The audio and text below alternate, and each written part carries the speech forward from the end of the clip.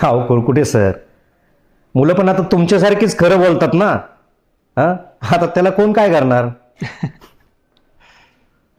आम्ही काही मुद्दामून तसं वागत नाही. पोरासनी शिस्त बी पाहिजे, अभ्यासा एवढी ती बी महत्वाची आहे. आणि पोरं ऐकत नसली तर आम्हालाच वर्गावर बोलवून घेता ना शिंदे सर.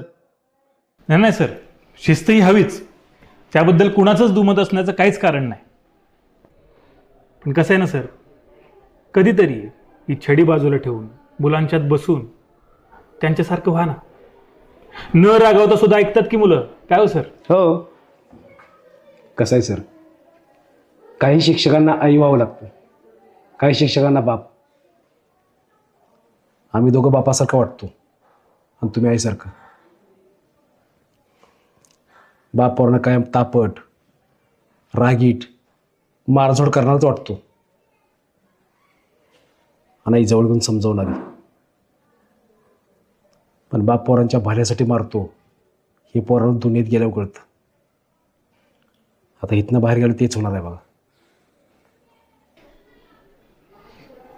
एकदम खरं बोललात कुरकुटे सर. रागावणारा बाप सुद्धा आपलाच आहे हे कळायला दुनियेशी सामना व्हावाच लागतो. पण निदान आजच्या दिवशी तरी